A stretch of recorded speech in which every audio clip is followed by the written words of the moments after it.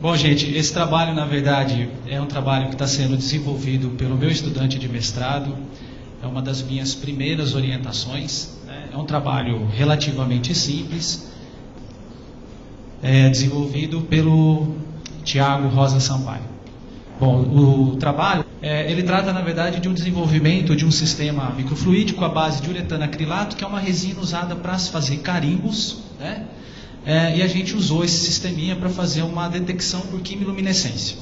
Bom, basicamente é o seguinte, né? Detecção óptica em microsistemas de análise constitui um certo desafio, principalmente quando a gente está falando de métodos espectrofotométricos ou espectrofluorimétricos, né? Uma vez que a gente tem que manipular a radiação monocromática externa para dentro do microsistema e depois a gente medir, né, essa interação da radiação com aquilo que está dentro dos canais microfluídicos, né? Bom, isso, de certo modo, é um desafio. Algumas alternativas, inclusive, eu tive a oportunidade de trabalhar com uma delas, é a gente colocar, por exemplo, fibras ópticas que vão guiar a radiação da fonte externa até o microsistema e também usar essa fibra óptica para levar até o detector, né? Outras alternativas que a gente vê é trabalhar, por exemplo, com o sistema de lentes, né, um sistema óptico e, enfim, trazer essa radiação para dentro do chip e fazer a medida. É óbvio que tem outras alternativas também, né?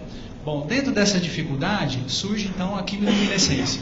A quimiluminescência, basicamente, a gente pode pensar, né, numa reação química que vai levar à geração de uma espécie química excitada eletronicamente, e depois vai haver a emissão de radiação dessa espécie eletronicamente excitada. Então aqui alguns exemplos, né, na química, o vagalume e também aqui uma água-viva, né, são exemplos naturais aí de luminescência, ok? Então a gente pode usar essa estratégia para fazer uma detecção analítica sem que haja necessidade de trabalhar com uma fonte externa de radiação, e também a gente pode trabalhar com um sistema óptico muito mais simples, utilizando apenas detectores como esse exemplo aqui, né? Então a gente tem um chipzinho onde eu posso colocar dois detectores simples, pode ser fotodiodos mesmo, né, um acima e um abaixo da célula de detecção, e fazer as medidas. Então, utilizando apenas os detectores de fótons. Bom, então quais foram os objetivos do trabalho, né? Foram construir um sisteminha à base de uretano acrilato, essa resina de carimbo que eu falei para vocês, para medidas de quimiluminescência. E avaliar diferentes detectores, né? Nesse caso, nós avaliamos fotodiodos simples e também uma fotomultiplicadora como transdutores do sinal analítico. E depois a gente fez uma aplicaçãozinha bem simples, que foi para a determinação de hipoclorito em água sanitária, né? Mas é óbvio que essa aplicação pode ser ampliada para outros analitos, usando reações quimiluminescentes diferentes. Bom, como é que a gente constrói o sistema, né? A gente desenha, na verdade, no AutoCAD, uma máscara fotolitográfica. Esse aqui foi o caso que a gente utilizou, né? Essa máscara é impressa numa impressora laser, também utilizando transparências. E a gente cola, então, essa máscara a uma plaquinha de acrílico e uma moldura de borracha que vai servir como se fosse uma pequena piscina, digamos assim, para acomodar a resina, né, para acomodar o fotoresiste. Esse fotoresiste é depositado manualmente, né, sobre esse reservatório. A gente utiliza uma outra plaquinha de acrílico para fechar esse sisteminha. E depois a gente expõe a radiação ultravioleta. Durante a exposição, a gente realiza duas etapas, uma na qual a radiação passa sem interagir com a máscara, ou seja, não há sombras no fotoresiste, e no segundo momento há essa geração de sombras, onde são criados de fato o canal. Tá certo? Então aqui a resina, né, é líquida, transparente, aqui é o sisteminha montado, e aqui a expositora homemade que a gente fez lá no laboratório. Utilizamos uma caixa de ferramentas, furamos, e aqui dentro tem duas lâmpadas daquela ultravioleta que são utilizadas, na verdade, para atrair mosquito, né? Em açougue, antigamente usava isso, né? Não sei se ainda usa. Lembra daquelas, né? Enfim. Na verdade, assim, a selagem, que é uma etapa muito importante, a gente trabalhando, né, no meu doutorado, a gente conseguiu fazer isso de forma bastante eficiente. É a seguinte: a gente monta, né, um sisteminha parecido com aquele que eu mostrei para vocês, mas sem a máscara, ok? A gente expõe a radiação ultravioleta através de uma das faces apenas. Controlando-se o tempo de exposição, a gente fica com um filme não polimerizado na superfície, e esse filme não polimerizado vai funcionar como um adesivo para eu selar o microsistema, né? Depois de colocado então ao sistema, né, onde está aqui os canais em baixo relevo, a gente fecha o sisteminha e coloca novamente a exposição ultravioleta por cerca de 10 a 15 minutos e a selagem é irreversível e bastante eficiente. Eu coloquei aqui, na verdade, nitrogênio. Antigamente a gente achava que era necessário esse nitrogênio, mas hoje a gente tem feito, enfim, né, o ambiente não tem problema, não precisa usar esse nitrogênio não. Bom, como é que a gente pensou a detecção? A gente utilizou, na verdade, 2 fotodiodos, esse daqui, que é o Centronic OSD50E, ele tem cerca de 1 centímetro de diâmetro, né? Nós utilizamos 2 desses. Então, na verdade, um inferior, colocamos aqui uma plaquinha de EVA, que nós furamos com um furadorzinho de rolha, né? Colocamos aqui o detector, e sobre o detector, ali colocamos o microsistema. E depois um outro por cima e fechamos aqui com aquelas liguinhas elásticas mesmo, né? E colocando o detector em cima e um abaixo para fazer a medida de quimiluminescência. Esse daqui foi o circuito, né? Não está muito bem aí, mas ele foi, na verdade, baseado num sistema somador amplificador. Então os sinais dos 2 fotodiodos eram captados, amplificados e somados no circuito de offset, onde a gente ajustava o zero. Okay? Então, a medida bastante simples. Esse daqui é a montagem geral do sistema, né? Então, o sisteminha está aqui dentro, o circuito eletrônico para controle e aqui válvulas solenoides que eu vou mostrar aqui mais para frente, que a gente utilizou. Uma outra alternativa, um pouco mais cara, né? Mas assim, não tão cara também, foi usar uma fotomultiplicadora. Essa fotomultiplicadora, eu tive a infeliz notícia, digamos assim, ela foi descontinuada, mas era excelente para ser utilizada porque ela é bastante pequenininha. Se algum colega conhecer um seminário, eu agradeço. Ela é pequenininha, a fonte dela de alimentação toda está aqui dentro, né? Então, o que a gente fez? A gente pegou o dispositivo microfluídico, colamos aqui com uma fitinha dupla face e alinhando aqui com a lente, né, de entrada, digamos assim, da fotomultiplicadora para pegar a radiação. Como eu disse, trabalho bem simples, né? Bom, esse daqui é o sistema que a gente montou, né? Na verdade, um esquema, né, um diagrama. A gente usa, na verdade, 5 válvulas solenoides e uma bomba peristáltica para manipular soluções dentro do dispositivo. Ok? Então, inicialmente, o que nós fazemos é o seguinte: nós ligamos todas as válvulas e quando eu ligo todas as válvulas, as soluções dos padrões ou das amostras são aspiradas, né, através de V2 e V3, preenchendo esse plugzinho que está em vermelho aqui, que é o nosso plug de amostragem. Tá, ok? Que tem da ordem de 1 microlitro de volume, beleza? Bom, feito esse procedimento, a gente agora desliga as válvulas. Quando eu desligo as válvulas, eu permito que esse plug em vermelhinho seja arrastado por uma solução reagente, que tem ácido sulfúrico e peróxido de hidrogênio. A reação acontece dentro dessa bobina reacional e vai fazer a confluência nesse ponto com uma solução de luminol, que é o reagente quimiluminescente. A reação, então, que emite radiação, se procede aqui na célula de quimiluminescência, a gente mede então com as 2 alternativas que eu disse a vocês. Bom, aqui é uma fotografia do sistema, né, que está passando aí para vocês.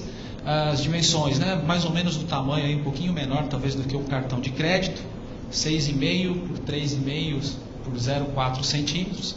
Esse 0,4 aqui limitado pelo tamanho daquela borracha quando a gente está fazendo a piscininha, né, digamos assim, para colocar o resiste. Os canais que a gente consegue, né, nesse caso desse sistema, tem de 300 a 400 micrômetros. Os canais têm formato em U, mas a gente consegue fazer até ali 180 micrômetros, a gente consegue fazer. Ok? Vamos lá. Aqui é um videozinho, não sei se dá para enxergar muito bem, desligando a bomba, né? Estava bombeando aí só o luminol e peróxido. E aí a quimiluminescência acontecendo na célula. Essa célula com essa, enfim, né, com esse desenho, né, a gente pode usar, na verdade, vários desenhos. A gente testou outros desenhos também, mas esse aqui é um dos que foram testados e que a gente utilizou. Esse daqui, na verdade, é a quimiluminescência para o luminol com peróxido, que emite radiação em 425 nanômetros. Bom, aqui já alguns resultados, né? Quando a gente usa a fotomultiplicadora, obviamente mais cara, mas também muito mais sensível, a gente consegue pegar hipoclorito, que seria o agente oxidante aí, de 10 a 100 microgramas por litro, ou 10 a 100 ppb, né? Pessoal que trabalha com química analítica e com uma boa razão sinal-ruído aqui para as medidas. É importante destacar que isso aqui é conseguido quando a gente aumenta drasticamente o tempo de integração, né, e a tensão aplicada aos diodos, né, para fazer a medida com a fotomultiplicadora. Então aqui está bem otimizado, né, para a gente tentar o máximo. Então de 10 a 100 microgramas por litro.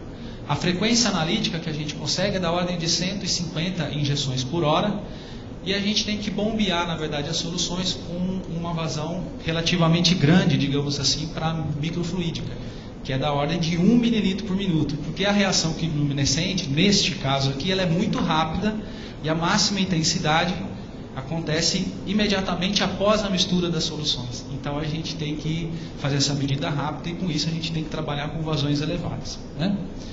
A gente conseguiu também repetibilidade, né, para os mesmos picos aqui da ordem de 0,5%, fazendo 5 medidas para esse padrãozinho aqui de 100. E é uma boa alternativa, então, para fazer esse tipo de medida.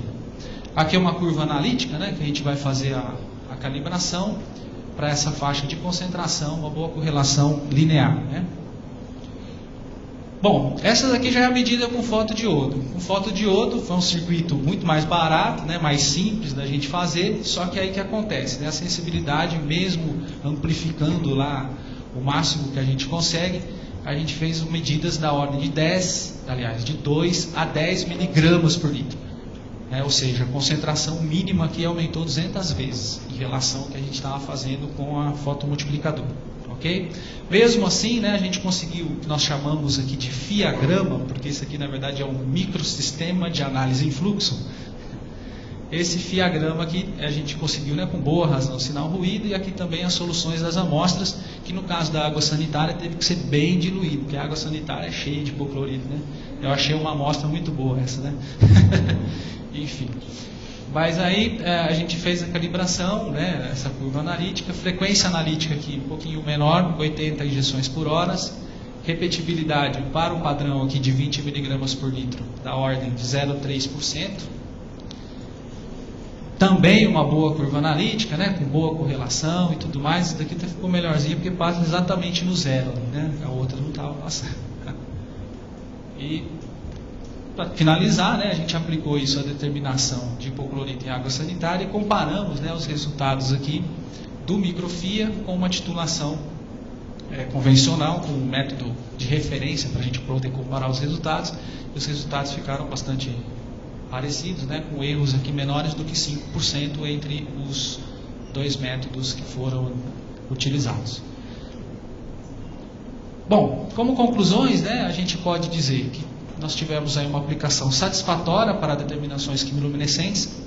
É óbvio, né, que a gente pode tornar isso, usar, né, na verdade, para aplicações melhores do que essa daqui, né? Basta a gente mexer, na verdade, nas reações quimiluminescentes, mas tem potencial de fazer um sisteminha muito fácil, muito simples de se fazer e usar para esse tipo de determinação. A gente conseguiu, de fato, uma maior sensibilidade com a fotomultiplicadora, mas os fotodiodos, dependendo da aplicação que você vai fazer, você pode trabalhar com ele que não tem problema nenhum. Tá certo?